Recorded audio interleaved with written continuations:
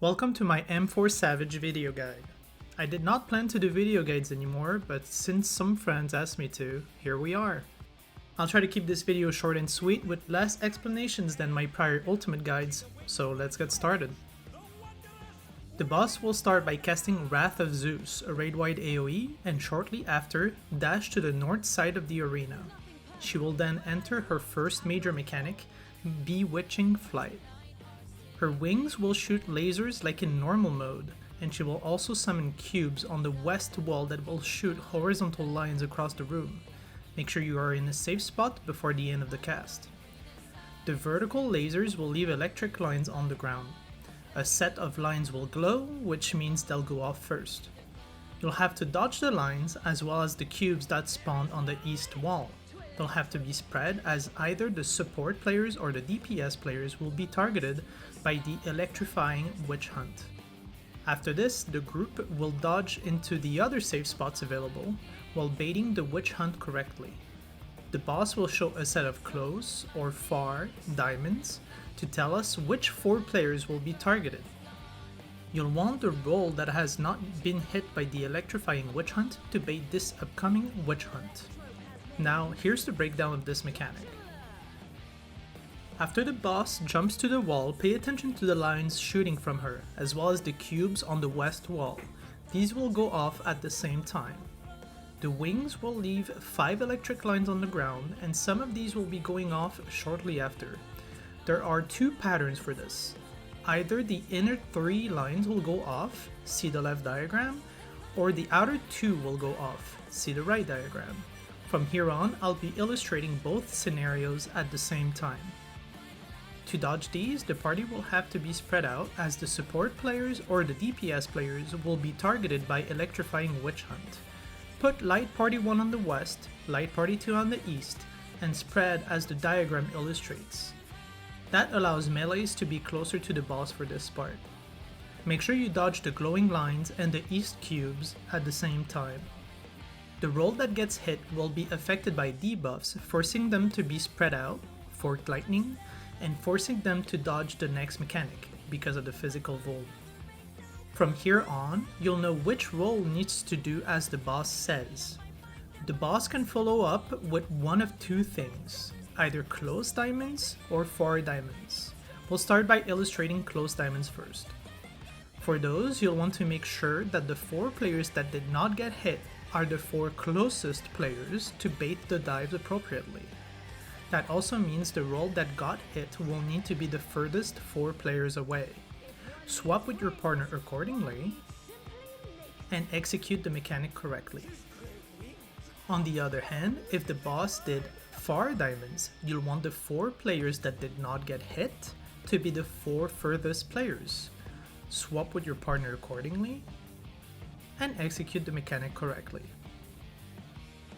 The boss will immediately follow up with her next big mechanic, which can either be narrowing witch hunt or widening witch hunt. It mainly is a game of Simon Says, where the boss will alternate an in or out telegraph, as well as alternating close diamonds and far diamonds, except in this case, only 2 players will be targeted and not 4. This mechanic is, in my opinion, the first prog wall of the fight, and here's how to handle it. The name of the cast will dictate the order of the telegraphs.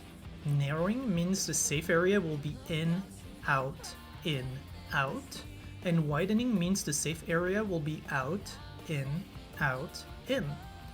Also note that the boss can start with close diamonds and alternate, meaning the baits will be on close players and far players and close players and far players. Or the boss can start with the far diamonds, creating the opposite order. This will then create 4 combinations, which I will be illustrating simultaneously.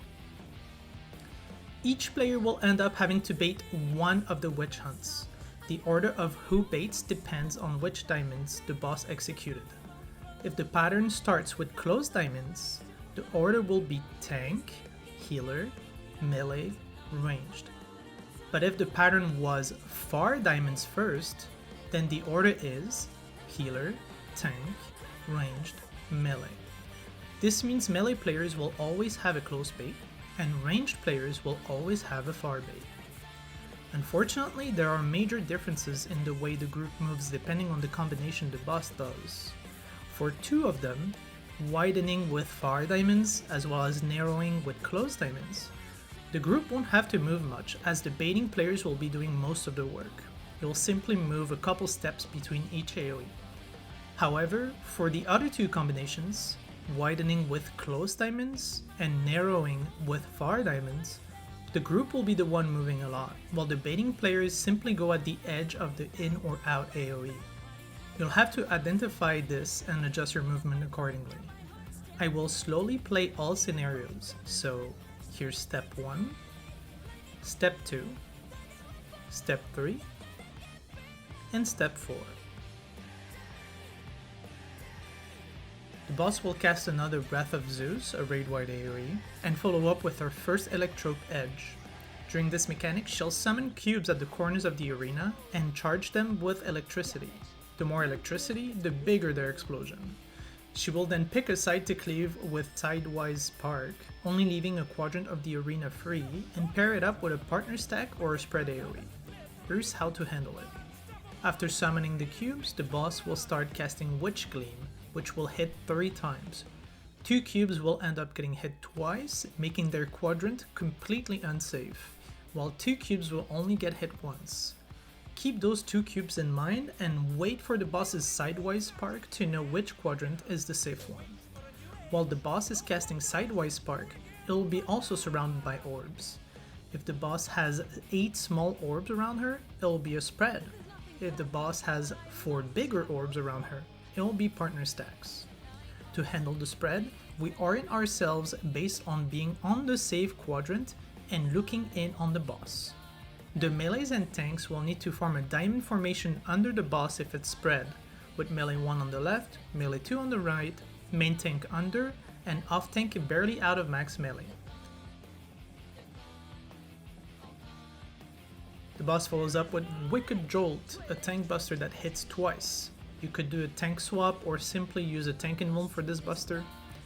Then you'll see the second Electrope Edge, where instead of there being cubes at each corner, the players will be acting as the cubes. This is the second prog wall of this fight. During this mechanic, players will have to remember how many times they got hit to know what level of charge they have. 4 players will have short timers on their electrical condenser debuff, meaning they'll blow up first, and 4 players will have long timers, meaning they'll blow up last.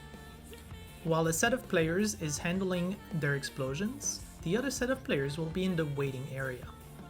In between the 2 sets, the boss will also do a spread or partner stack, paired with a Sidewise Spark. This mechanic isn't complex, but it requires good map awareness.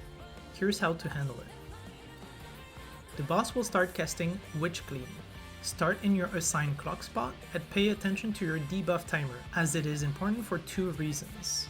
If your timer is short, you'll have to count how many times you get hit and go in the assigned position during the first round.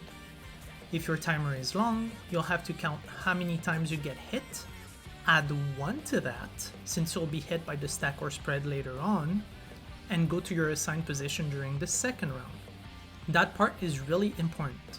Long timers need to add 1 to the amount of times they get hit by those Witch Gleams.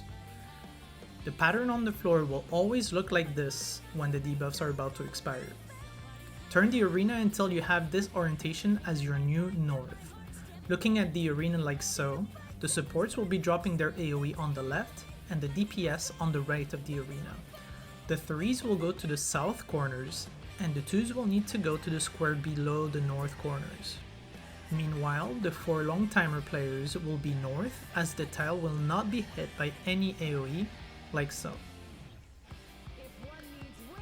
The boss will then face a certain way and start her Sidewise Spark cast, paired with partner stacks or spread. For spreads, the tanks will be under and in front of the boss while the healers spread north. The melee DPS will be on the rear and on the side of the boss, while the range spreads south. For partners though, it's a bit more complex, as the players that are the source of the stacks are the players with the remaining condenser debuffs. Therefore, to sort the partner stacks out, we use the charge levels the boss gave us. The 2 charge supports will be under the boss, while the 3 charge supports are in front of the boss. The 2 charge DPS are on the rear of the boss, while the 3 charge DPS are on the side. These partners are not your usual partners. Once this is over, reorient yourself just like you did during the first wave and execute in the exact same way. All short timer players will be north in the safe spot, while the debuff players will be executing. The boss follows up with Wicked Bolt, a stack that will hit 5 times. She will then cast Ion Cluster, giving players 3 stacks of Positron or Negatron. She will then teleport north to start her wind up to destroy 3 rows of the arena. You'll be able to figure out the safe side by looking at how the boss's hitbox moves during the wind up. She will then center herself on the safe side and start casting Electron Stream, a well-charged group stack that removes a stack of your debuff when you get hit by the opposite color. That cast will also inflict each player with different debuffs that they'll need to resolve to move on. That phase will repeat 3 times. Here's how to solve it. After jumping north, the boss will slightly tilt her hitbox and break that side of the arena. Make sure you don't get hit more than twice, as these hits are deadly. By then, the group will already be afflicted by their Positron or Negatron charges. The idea of the mechanic is to look at how the boss's gun is glowing, and make sure you get hit by the opposite color of your debuff. Watch out, these beams are well-charged stacks, meaning your tanks need to be in front, with some mitigation. After the hit, each newly formed light party will be afflicted with the exact same combination of debuffs. There are 2 different sets of debuffs, which I am explaining in detail on the right side of the screen, but we came up with a solution that works no matter which set of debuffs you get. The player with a tether debuff, the one with the arrows, needs to stand on the boss's inner ring, centering themselves horizontally. The player with the pink collider debuff will simply stand behind that player on the boss's outer ring. The support player with another debuff, which can be a donut AoE or a point blank AoE, will stand on the left side of the boss, while the DPS with another debuff, which can be the donut AoE or the point blank AoE, will stand on the right side of the boss. Just make sure you don't clip the players from the other group if you have a point blank AoE. They are tiny, but they are deadly. This exact same phase will repeat 3 times, but keep in mind that the boss will summon her colored guns before each set. Make sure you get hit by the opposite color, with your tank being in front of the light party. After this, the boss follows up with the same tank buster, Wicked Jolt, which can be tank swapped or tank invuln. She will then jump to the middle of the arena and start her intermission phase. Please note that the boss will be facing south during this, so orient yourself with south as your new north. She will start by shooting 8 cleaves, will then cleave where she didn't cleave before, and keep alternating. During this, all DPS or all supports will also be hit by a circular AoE, and will be the target of another beam as well that needs to be intercepted. Here's how to handle this. Start by pairing up a melee and a range player from opposite roles together. Use the same quadrant partners as you did for the first mechanic of the fight. Make sure each duo starts 2 pie slices away from each other. Then start the dance by dodging into the left, then into the right. It's very important that everyone in the group does the same dance. After the 4th hit, the boss will decide if she hits all DPS players or all support players with an AoE. Make sure players are spread from each other to avoid being clipped. If supports get hit, the DPS will need to go in front of them to intercept the beam that happens right after. On the contrary though, if the DPS got hit, the supports will need to go in front of them to intercept the beam.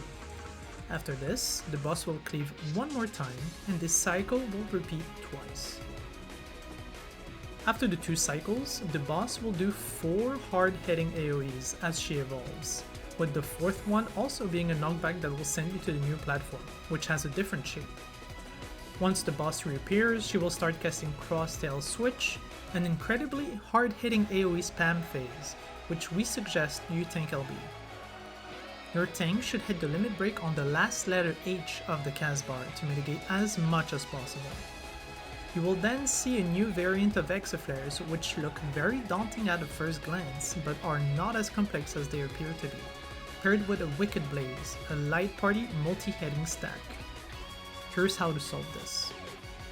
Start with Group 1 on the west side, always in between the top 2 Exaflares, and Group 2 on the east side, always in between the top 2 Exaflares. Each group will need to pay attention to the Exaflares coming into them from the other side. For example, Group 1 will look at the Exaflares illustrated in red, and Group 2 will look at the Exaflares illustrated in yellow. The idea is simple. You'll want to dodge into the row that has Exaflares going away from your group. For example, Group 1 will look at the red Exaflares and see that row 1 and row 2 are going away from them. Both of these rows will be safe to dodge in, so prioritize the northmost row, in this case row 1.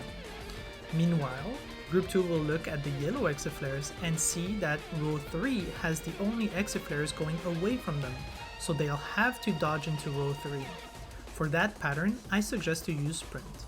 The timing to dodge is to simply start moving into your safe row after the first Exaflare goes off. The boss will then cast a Wicked Special, which can be two variants. If the boss's tails light up, the very center of the arena will be safe. If the boss's swords start being on fire though, the outside of the arena will be safe instead. The boss will then cast Mustard Bomb, which starts with tank tethers but also involves everyone in the group having some sort of responsibility. Here's how to handle it. Start by centering everyone up to allow the tanks to safely grab the tethers. Then Group 1 will spread west and Group 2 will spread east. Tanks will get a Tank Buster, while 4 non-tank players will get hit by spread AoEs, giving them a Fire Vol. Tanks also get affected by a Mustard Bomb, which they won't be able to take due to their own Fire Vol, and will need to pass to the 2 players that did not get hit. For this, we have tanks run on top of the players that did not get hit and go back to their location. You can also have these 2 members run to the tank to grab it and come back to their location. That is entirely up to you. The boss then casts Ethereal Conversion, which either gives a fire element or a water element to her tails. Please note that the tails will always have the same element. When the boss casts Tail Thrust, she will activate the stock actions and execute them. Fire element will create a big AoE that needs to be dodged, while water will create a knockback, for which you need to be positioned inside of the glowing red lights on the arena. The boss will now cast Azure Thunder, a very hard-hitting raid wide that will turn the arena into a circle, which is relevant for the next 2 mechanics coming up. Twilight Sabbath will be first, for which the normal mode clones can make a comeback. 2 of them will drop first, creating a save quadrant, and 2 of them will go off later, creating another save quadrant, which is this time paired with in or out Wicked Special. Here's how to simply solve this one. The party will start centered up to be able to bait the upcoming AoEs in one location. After the baits appear, dodge into the save quadrant, then recenter as you start looking at the other 2 clones. Once you have identified the second save quadrant, make sure you look at which Wicked Special the boss is doing and dodge accordingly. After this, the boss will start Midnight Sabbath, another clone-based mechanic, but this time, new clones make their appearance. The boss will summon 2 waves or 4 clones, which can be gun clones or wing clones, and after each set of clones, party members will have to either spread or partner up depending on what the boss was casting initially. After the 2 waves of clones, the boss ends the mechanic with a Wicked Special. Here's how to solve this. After casting Midnight Sabbath, the boss will either cast Concentrated Burst, which means the party will have to do partners first and then spread.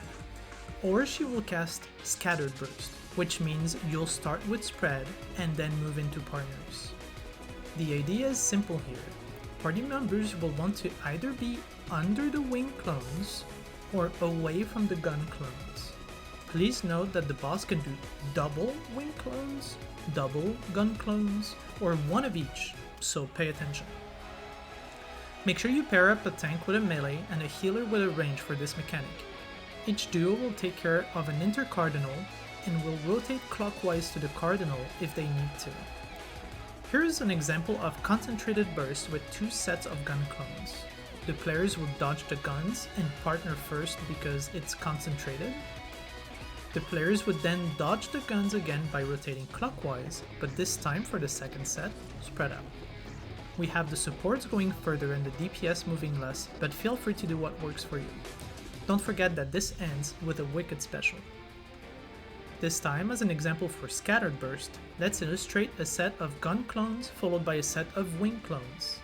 First, the players would start by being spread due to Scattered Burst and away from the guns, and they would end up staying under that same area because of the wing clones and partner up. This is once again followed by a Wicked special. The boss ends the mechanic with Wicked Thunder, a raid-wide hit, and will then start Ethereal Conversion again. This time she will not be triggering those tells right away, and will instead stock them for later, so keep them in mind. The boss will then split the arena in two, forcing each light party to split up, and summon towers that need to be soaked by a player each. Then she will start a very long game of Simon Says called Chain Lightning, where she will show you which sword she will be shooting electricity at, making them detonate, and keep alternating between one side and the other. You'll have to remember your side's order of dodges and simply execute. Here's a breakdown. Split Group 1 and Group 2 and have each player soak a tower. Then only take mental note of lightning hits that are coming towards your group's swords. I'm writing down this example on the right hand side of the screen as I display it. For example, Group 1 would remember that 3 is the first safe spot here. Then Group 2 would remember that 2 is the safe spot. Then Group 1 remembers 1, Group 2 remembers 4, Group 1 remembers 4, Group 2 remembers 3, Group 1 remembers 2, and Group 2 remembers 1. Then the dodges start. Sometimes the boss will give you bad patterns, forcing you to pop sprint here, so use it as you need. It also is worth noting that each sword will only be safe once, so once it has been a safe spot, it will never be safe again. This is immediately followed by Tail Thrust, which will execute the stoked tails from earlier. Move accordingly and be quick. After this, the boss will do the exact same mustard bomb as earlier, so I will not go into details for this one. Simply do the same thing as you did earlier. The boss will then once again use Ethereal Conversion. She will not be triggering those tells right away and will instead stock them for later once again, so keep them in mind. She will then cast the hard-hitting raid-wide Azure Thunder, causing the arena to become a circle again, and start Sunrise Sabbath. She will then cast Ion Cluster, causing the Positron and Negatron debuffs from earlier to make a comeback, and she will also summon Gun Clones and Wing Clones again. This time the Gun Clones will be affected by a color, and will be baited by the closest player to them, while the Wing Clones will be summoning a tower in the direction that they are looking at. That tower needs to be soaked by 2 players. This is followed by an in or out Wicked special, and the cycle will repeat. The second cycle will be, however, followed by the stock tails from earlier. It's a lot to break down, but here's how to handle this. I will be breaking down the explanation into 3 parts. First, you'll need to understand how to know if you are on gun duty or on tower duty. 2 supports and 2 DPS will have a shorter timer on their debuff, while the other 2 will have a longer timer. The players with the short timers will be on gun duty first, and the players with long timers will be on tower duty first. To organize the group, we have a priority system in place. No matter if you are baiting a gun clone or soaking a tower, the priority is as follows. The support players will look northwest and counterclockwise until they find the first mechanic that they can take care of. The DPS players will look from north and clockwise until they find the first mechanic that they can take care of. Second, let's talk about how the towers are summoned. The wing adds are the ones summoning the towers. that are summoned where they are looking at. The adds can either be looking at each other or looking at the empty cardinals. Each add will summon a tower, and these towers will always be opposite of one another, either north and south or east and west. Third, let's talk about how to handle the gun adds without killing everyone ideally. These adds will always spawn at intercardinals. When they first appear, they will not be affected by an element, but they will start glowing shortly after. The idea is that a player that has the opposite color debuff will bait and point the gun beam away from where the towers are spawning, leaving the players on tower duty safe. You'll want to get really close to your gun ad to ensure that it is baited correctly and that you don't kill each other. Please note that there are 4 potential combinations here. Make sure you just use the priority system in place to make sure you bait the correct gun clone. Depending on how the towers are spawning, the positioning for the gun clone players will be different. If the towers are spawning east and west, you'll want to be shooting the gun beams north and south. On the contrary, if the towers are spawning north and south, you'll want to be shooting the gun beams east and west. Once you put all the pieces together, figuring out who's on tower duty, who's on gun duty, using the priority system to know which part of the mechanic you are in charge of, and aiming the guns correctly, you'll be able to get through this mechanic. Once you've executed the first cycle, dodged the wicked special, executed the second cycle, and moved according to the stocked tails, you'll be moving on to the last mechanic of the fight, Sword Quiver. That mechanic serves as a soft enrage, as it is constant raid-wide hits, followed by small movements. Each Sword Quiver is also followed by a partner stack, for which you'll be pairing up melees and tanks, and healers and ranged. There are 3 patterns that can appear, but this is pretty simple to see. All you need to remember is that Group 1 is west, Group 2 is east, and as the melee pair, you'll prioritize the northmost safe spot, while as the ranged pair, you'll prioritize the southmost safe spot. The boss will always do the first same 3 cleaves, but the last one can cleave a different line of the arena. The 2 lines that did not get hit will be used for safe spots. Then, the lines will expand, and each partner group will be cleaved by the sword in the center of the room. The boss will repeat this mechanic 3 times, and end the fight with her Enrage cast. If you've seen Sword Quiver, it's safe to say that any pull at this point can be the kill, so keep pushing and good luck.